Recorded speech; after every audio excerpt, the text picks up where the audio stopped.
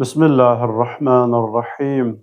Elhamdülillah Rabbil alemin. Ve salatu ve selamu ala Resulillahil emin. Muhammed sallallahu aleyhi ve aleyhi ve sellem ve ala ali beytihi tayyibin tahirin el ma'asumin aleyhimussalam ve la'anatu daim ala a'daihim ecma'in minel an ila qiyavmi yevmiddin. Bizim mövzumuz, bizim bəhsimiz Quran elmlərindədir, Quran mövzularındadır. Keçən dərsimizdə biz Quranın mənaları haqqında danışmışdıq və qeyd etmişdik ki, əsasən Qurana üç məna verilir Quran sözünə. Birinci məna oxumaq idi, ikinci mənası yaxın olmaq, üçüncü mənası isə cəm etmək. Və bu qeyd etdiyimiz üç mənadan da daha çox oxumaq mənasını irəli çəkirlər. Yəni Quran dedikdə bunu anlayırıq ki, Quran sözünün mənası oxumaq deməkdir. İnşallah bu gün də mövzumuzun davamı olaraq Quranın özündə Qurana nisbət verilən ad və ya sifətlər haqqında danışarıq. İlk öncə ad və sifət arasında olan fərqi izah etmək istəyirəm. Ad dedikdə hər hansı bir varlığın adıdır. Yəni varlığa verilən addır. Sifət dedikdə isə həmin varlığın xüsusiyyətlərini bəyan edən, onun keyfiyyətini bizə bəyan edən, onun əlamətlərini izah edən o sifətlərdir. Məsələn, belə bir misal vuraq ki, məsələ aydın olsun. Bir ev nəzərdə tutaq. Ev bilirik ki, yaşamaq üçün, istidən, soyuqdan qorunmaq üçün tikilən o binaya verilən addır.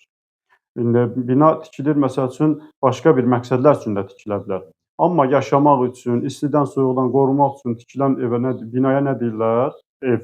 Yəni, ev bu binaya verilən, bu tikiliyə verilən bir ism olaraq addır. Amma o evin əlamətlərini biz qeyd ediriksə, sifətlərini qeyd ediriksə, artıq o evi biz neyləmiş oluruq? O sifətlərlə tanımış oluruq, o əlamətləri ilə tanımış oluruq. Məsələn, əgər deyirik ki, geniş ev, artıq ev haqqında bizim təsəvvürümüz yaranır ki, o ev genişdir. Və ya desək ki, çox otaqlı ev, yenə də ev haqqında təsəvvürümüz yaranır ki, o evin otaqlarının sayı çoxdur. Və ya bəzəkli ev dedikdə biz belə düşünürük ki, o evin içi nədir? Bəzədilmiş evdir. Və yaxud da ki, hündür mərtəbəli ev dedikdə, çox mərtəbəli ev dedikdə biz bilirik ki, o ev hansı xüsusiyyətə malikdir. Yəni, onun əlamətlərini biz artıq bilmiş oluruq. Yəni, belə deyək, varlığın özü, ona verilən bir ad, bir də o varlığı tanıtmaq üçün ona qoşulan, ona nisbət verilən o sifətlər. Qurani Kərimdə belədir. Biz ism olaraq bildik ki, Qurani Kərim sonuncu peyğəmbərə Allah Taala tərəfindən nazil olan sonuncu səmavi kitabdır. Yəni vəhy vasitəsilə nazil olan sonuncu səmavi kitabdır və Quran da bu kitaba verilən addır. Amma indi Qur'anı biz sifətlərlə vəsf etdikdə, yəni ayələrə baxdıqda görürük ki, Allah Təbarək və Teala Qur'anı digər ad və ya sifətlərlə də vəsf edir. Artıq biz o sifətlərə baxdıqda Qur'anın keyfiyyətini, əlamətini, xüsusiyyətini daha da dərindən dərk etmiş oluruq və Qur'anı daha da yaxından tanımış oluruq. Məsələn, bir ayə ilə bu məsələyə aydınlıq gətirək. Yasin surəsinin 2-ci ayəsində Allah buyurur ki, "Vəl-Qur'anil Hakim." And olsun hikmətlə dolu olan Qur'ana. Bu ayədə Qur'ana həkim sifəti nisbət verilir və biz artıq bu ayəni oxuduqda, dərk etdikdə bilirik ki, Qur'an hikmətlə dolu olan bir kitabdır. Mövzumuzun davamı olaraq inşallah Qur'anın özündə, Qur'ana nisbət verilən ad və ya sifətlərin bir neçəsi haqqında danışarıq. Onu da qeyd edək ki, bəzi alimlər bu Qur'ana nisbət verilən bu ad və sifətlər ki var, bəziləri qeyd edir ki, bunlar Qur'anın digər adlarıdır. Bəziləri belə bir fikir irəli sürür ki, yox, bunlar Qur'anın sifətləridir. Əlbəttə bizim mövzumuzun məqsədi o ixtilafları araşdırıb aradan aparmaq deyil. Bizim məqsədimiz budur ki, Qur'ana nisbət verilən o sifətlər ki var, biz onları bilməklə, biz onları tanımaqla Qur'anı daha da yaxından tanımış olarıq. Qur'ana nisbət verilən sifətlərdən bir neçəsini dedik, qeyd edək. Onlardan biri Əl-Furqan. Onu da qeyd edək ki, hər bir sifət öz mənasına görə Qur'anı vəsf edir. Yəni, öz mənasına görə, öz əhatə etdiyi mənasına görə Qur'anı bizə tanıdır. Məsələn, Furqan sözünə baxdıqda, Furqan sözünün mənası fərq qoyan, ayırd edən mənalarını ifadə edir. İndi Qur'anın Furqan adlandırılmasına gəlincə isə bilir ki, Qur'an haqla batil arasında, əyri ilə düz arasında, hidayətlə zəlalət arasında fərq qoyur və bizə doğru olanı göstərir. Yəni əyri yolu da bizə izah eləyir, haqqı da, batili də bizə izah eləyir və bizi haqqa tərəf yönəldir. Yəni Qur'an nə oldu? Haqla batil arasında fərq qoyan və bizi haqqa tərəf yönəldən. Elə Furqan surəsinin 1-ci ayəsinə baxdıqda bu sifəti orada görmüş oluruq. Allah buyurur ki: "Təbərəkəllazi nəzzələl furqanə alə abdihi." Furqanı bəndəsinə nazil edən Allah əzəmətlidir, Allah ucadır, Allah böyükdür. Bu ayədə biz görürük ki, Allah peyğəmbərə nazil etdiyi kitabı Furqan adlandırır. Və yaxud da ki, digər bir ad və ya sifət deyək, Əl-Kitab. Kitab burada Qur'ana nisbət verilən digər bir addır ki, yenə də biz Nəhl surəsinin 89-cu ayəsinə baxdıqda və nəzzəlnə aleykəl kitabə, sənə biz kitabı nazil etdik. Burada baxırıq ki, yenə də sonuncu peyğəmbərə nazil olan Qur'anı Allah kitab adlandırır. Niyə? Tibyənən likulli şey ki, bu Qur'an, bu kitab hər şeyi bəyan edən olsun. Bu ayədə də biz görürük ki, Allah təbarək və təala sonuncu peyğəmbərə nazil etdiyi, yəni o Qur'anı kitab adlandırır. Digər bir məna əz-zikr. Əz-zikr sözünün mənası yada salmaq, xatırlatmaq mənalarını ifadə edir. Hicr surəsinin 9-cu ayəsində baxdıqda Allah təbarək və təala buyurur: "İnna nahnu nazzalna zikra və inna lehu lehafizun." Həqiqətən zikri nazil edən bizik, yəni Allah burada peyğəmbərə nazil olan kitabı zikr adlandırır və biz də onu qoruyacağıq. Bu ayədə də biz gördük ki, sonuncu peyğəmbərə nazil olan kitab nə adlanır? Zikr, yəni xatırlama, yada salma mənasını bildirir. İndi Qur'an-ı Kərimin zikr adlandırılması, yada salma, xatırlama adlandırılmasının səbəbi nədir? Onu belə izah etmək olar ki, Qur'an-ı Kərim bu dünyada bizə nəyi xatırladır? Allahın halal buyurduqları, haram buyurduqları, vacib buyurduqları, əmrlərini, nəhiylərini, yəni Allahın hökmlərini, Allahın istəklərini Qur'an-ı Kərim bu dünyada bizə xatırladır. Ki, qiyamət günü biz Allahın huzuruna gələndə, etdiyimiz əməllərə görə Allahın huzurunda biz sorğu-suallı olanda bəhanəmiz olmasın. Məsələn, soruşulsa ki, niyə, məsəl üçün, qeybət etmisən, bilmirdim haramdır deyə bilməyək. Niyə şərab içmisən? Bu sualın müqabilində bilmirdim haram olduğu və digərlərinə baxdıqda ki, digər o qədər Allahın Qur'an-ı Kərimdə bizə çatdırdığı ayələrdə, yəni hökmlər ki var, yəni biz onları bilmirdim, eşitməmişdim, bu bəhanələrimiz olmasın deyənə Allah bu dünyada Qur'an-ı Kərimdə onların hamısını bizə Qur'an vasitəsilə xatırladır. Ona görə də Qur'anın bir adı nədir? Xatırlama, yada salma. Digər bir ayə mənasına, yəni Qur'anda Qur'ana nisbət verilən ad və ya sifətə baxdıqda təzkiratun. Təzkiratun sözünün də mənası öyüd, nəsihət mənalarını ifadə edir.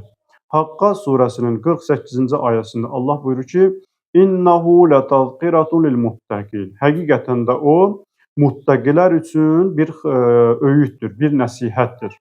Qur'an-ı Kərim bilir ki, ayələri həm Usul-i-Din ayələrini əhatə edir, həm yəni Usul-i-Din dedikdə təvhiddir, nübüvvətdir, məaddir, imamətdir, həm Furud-Din ayələrini əhatə edir ki, vacib əməli olan məsələlər namazdır, orucdur, həcdir, cihaddır, xumsdur, bunlarla bağlı. Eyni zamanda əxlaqi, tərbiyəvi, mənəvi ayələr də Qur'an-ı Kərimdə yer alır.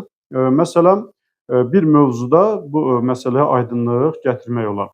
Salam mövzusunda, məsələn, salam mövzusunda Qur'an-ı Kərim bizə nəyi nəsihət edir, nəyi tövsiyə edir? Nisa surəsinin 86-cı ayəsində Allah təbarək və təala buyurur: "Və izə huyyitum bi tahiyyatin fahayyu bi ahsana minha." Sizə salam verildiyi zaman siz də salam verin ondan daha gözəl şəkildə.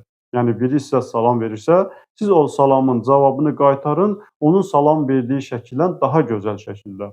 Əv rudduha, ya da sizə necə salam veribsə, siz də o cürə salam verin. İnnallaha kana ala kulli şeyin hasibə. Həqiqətən də Allah hər şeyi hesaba alandır. Bu ayə salamlaşmaq mədəniyyəti ilə bağlı ən gözəl nəsihətlərdən, ən gözəl xatırlamalardan, ən gözəl tövsiyələrdən biridir ki, məqsəd, hədəf budur ki, əgər biri sizə bir yaxşılıq edərsə, siz o yaxşılığın müqabilində daha gözəl şəkildə cavab verin. Bu haqda bir hədis də nəql olunur. Peyğəmbər deyir, bir gün oturmuşdu, bir şəxs gəldi, Peyğəmbərə salam verdi, dedi, "Əssalamu aleykə." Allah Rəsulü cavabında buyurdu ki, "Əssalamu aleykə və rəhmətullah." Biraz keçdikdən sonra digər bir şəxs gəldi ki, dedi, "Əssalamu aleykə və rəhmətullah." Allah Rəsulü onun da cavabında buyurdu ki, "Aleykəssalam və rəhmətullahi və bərəkatuh."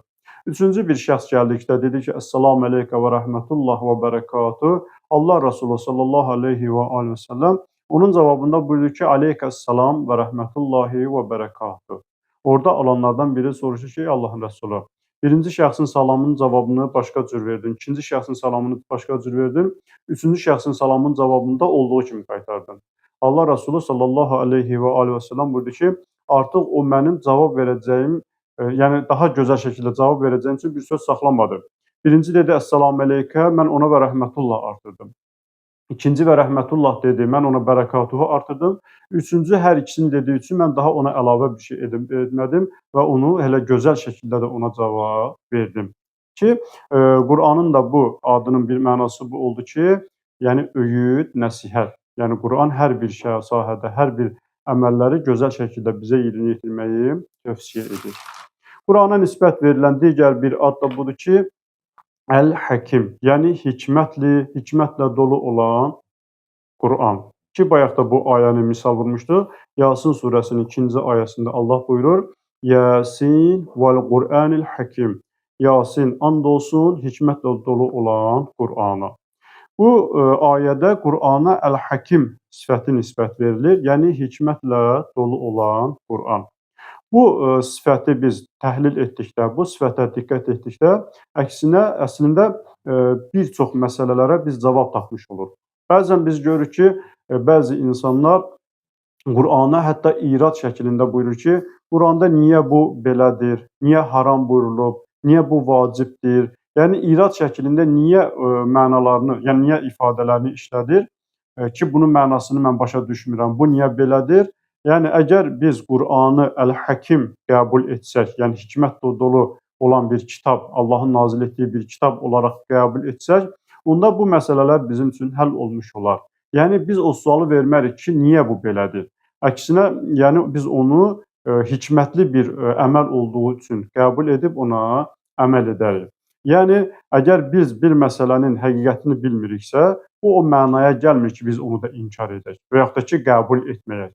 Əgər bu kitab Əl-Həkimdirsə, yəni hikmətlə doludursa, Allahın nazil etdiyi kitab həkimdirsə, onda deməli burada Allahın bir hikməti var ki, biz onu dərk eləmirik.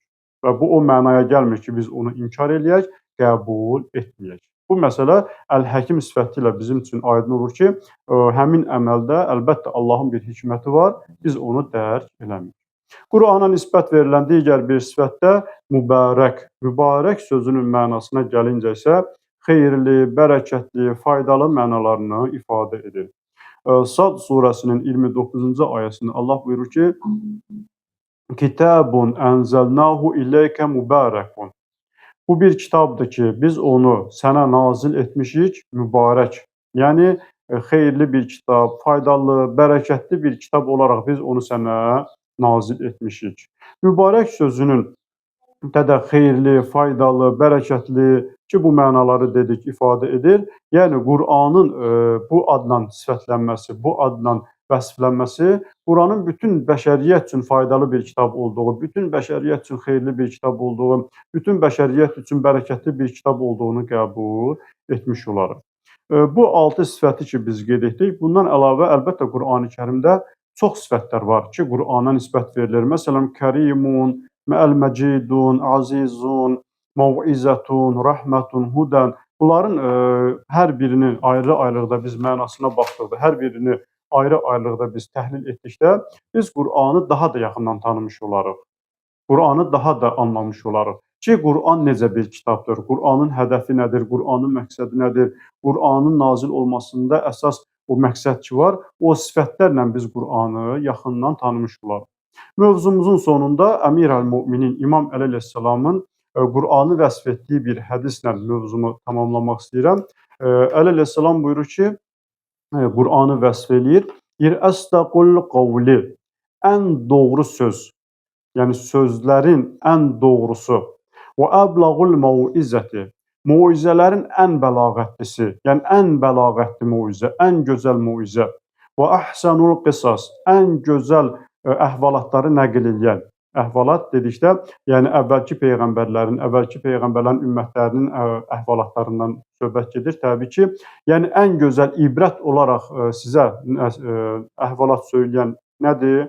Kitabullah, Allahın kitabıdır.